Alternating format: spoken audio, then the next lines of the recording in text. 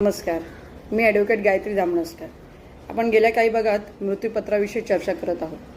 तर ज्याच्यामध्ये कसं असतं की एखादी व्यक्ती मृत्यूपत्र करून तिचा मृत्यू होतो किंवा ती मृत्यूपत्र न करता तिचा मृत्यू होतो. तर या दोन्ही प्रकारामध्ये पुढच्या प्रोसेससाठी आपण न्यायालयात कशा प्रकारचे अर्ज करायचं तर त्याच्याविषयी आज आपण चर्चा करणार आहोत. जर त्या व्यक्तीने मृत्यूपत्र केलं असेल आणि त्यात एक्झिक्युटरची नेमणूक केली असेल तर त्याला प्रोबेटचा अर्ज कोर्टात दाखल करावा लागतो.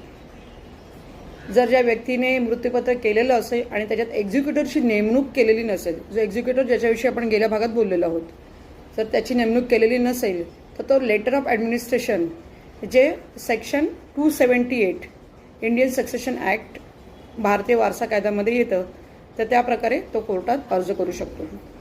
प्रोबेट हे section 276 of the Indian succession act म्हणजे भारतीय वारसा कायद्यामध्ये त्याची नोंद केलेली आहे. आता दुसऱ्या प्रकारात जर त्या व्यक्तीने विल केली नसेल, मृत्यूपत्र केलेलं नसेल, तर तो कशा प्रकारे करेल तर त्याच्यामध्ये पहिलं म्हणजे तो लेटर ऑफ ॲडमिनिस्ट्रेशन, ज्याच्यामध्ये मुव्हेबल इमूव्हेबल प्रॉपर्टीज म्हणजे तुमची मालमत्ता असेल, तुमचे बँक अकाउंट्स असतील, पोस्टल अकाउंट्स असतील, तर त्या सगळ्या प्रकारे एकत्रितरित्या तो लेटर ऑफ ॲडमिनिस्ट्रेशनच्या खाली तो न्यायालयात जाऊ शकतो. दुसऱ्या प्रकारामध्ये जर ओन्ली डेब्ट्स अँड सिक्युरिटीज असेल तर त्याला सक्सेशन सर्टिफिकेटसाठी अर्ज करायचे. त्याच्यामध्ये डेब्ट्स अँड सिक्युरिटीजमध्ये तुमचे बँक अकाउंट्स असतात, पोस्टल अकाउंट्स असतात, सिक्युरिटीजमध्ये शेअर्स, डिबेंचर्स या ज्या गोष्टी असतात, जर हेच फक्त असेल आणि मालमत्ता नसेल तर तो सक्सेशन सर्टिफिकेटसाठी अर्ज करू शकतो.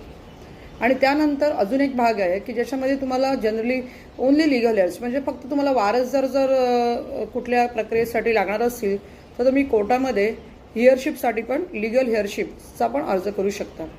जर अशा प्रकारचे विविध प्रकारचे अर्ज कसे करायचे त्याविषयी आपण आज माहिती घेतली, तर आता पुढील भागात अजून एक नवीन मुद्दा घेऊन आपण त्याच्याविषयी चर्चा करू. तोपर्यंत धन्यवाद.